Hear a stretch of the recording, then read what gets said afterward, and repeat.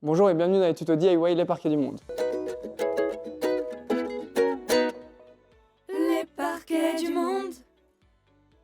Dans cette vidéo, on va voir comment effectuer un ponçage, quels sont les types de grains et quels grains utiliser en fonction de votre travail. Un ponçage, ça se fait avec un papier abrasif. On retrouve un nombre sur le papier abrasif, c'est le nombre de grains au centimètre carré. On va déterminer quels grains vous avez besoin en fonction du travail à effectuer, en fonction du traitement sur votre parquet, et puis on va monter dans les grains. On commence avec un grain grossier. Le grain grossier, c'est un grain qui va enlever l'ancien traitement, donc on va l'utiliser pour revenir au bois nu, enlever les griffes, enlever les taches. Il va être soit de 16, de 24, de 36, de 40, peut-être de 60, ça dépendra de votre traitement. Et puis on va utiliser des grains plus fins. Le grain plus fin, il est là pour enlever les griffes que vous avez fait avec votre premier grain. Mais c'est une succession de ponçages avec des grains différents qui va amener à un ponçage de finition. Je vous exemplifie. On commence un ponçage au grain 36 pour enlever l'ancien vernis. On arrive au bois nu, mais on a des griffes de 36 assez marquées. Et puis on va utiliser un grain de 60 pour enlever les griffes du 36, puis un grain de 80,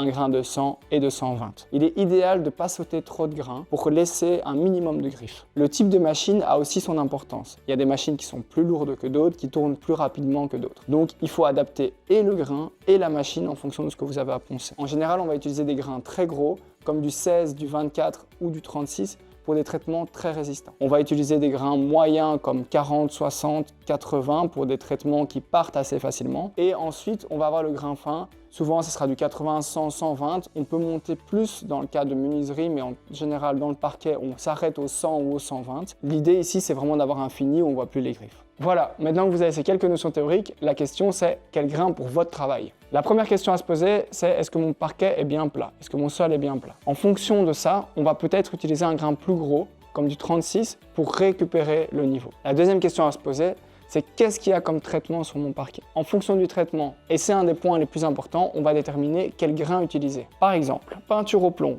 peinture, colle, on va utiliser des grains très gros parce que c'est des traitements qui saturent très fort le papier. Donc le traitement avec la chaleur fond et vient colmater le papier. Le papier ne ponce plus. Très gros, ça veut dire 16 ou 24. Pour des traitements classiques de parquet, comme de l'huile ou du vernis, on va utiliser des grains type 36 ou 40. En général, c'est le grain qu'il faut pour enlever l'ancien traitement et revenir au bois nu. Et enfin, le grain 60 qui peut être utilisé pour enlever des huiles qui ne sont pas très résistantes.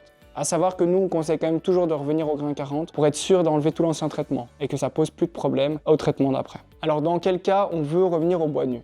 On veut revenir au bois nu si on change de traitement. Si vous passez de l'huile au vernis ou du vernis à l'huile, il faut obligatoirement revenir au bois nu, donc utiliser des gros grains. Si jamais vous voulez changer de teinte du parquet, vous avez un parquet qui est miel, vous voudriez bien qu'il soit un peu plus clair ou plus foncé, il faut revenir au bois nu et enlever tout l'ancien traitement. Par contre, si vous avez simplement un chêne huilé et que vous voulez le rafraîchir, il est possible de simplement faire un ponçage fin jusqu'à arriver au résultat souhaité et ensuite le rehuiler. À savoir qu'on n'aura jamais un si beau résultat sans revenir au bois nu, mais des fois ça peut être suffisant. Et alors dernier point qu'on va voir, c'est la qualité des abrasifs. Évidemment, il y a plusieurs qualités et il y a des abrasifs qui se saturent assez vite ou alors qui sont vite inefficaces. En général, si vous ne faites pas beaucoup de ponçage, ce qu'on va retrouver ici au magasin, ça sera bien plus que suffisant. Maintenant, si vous avez des ponçages de façon plus régulière et que vous travaillez de façon professionnelle, il existe des bandes avec des corindons un peu plus résistants, comme le corindon de zirconium et il existe aussi le corindon de céramique. Et évidemment, il existe plusieurs formes de papier abrasif et ça dépend de votre machine. Faites bien attention à avoir les trous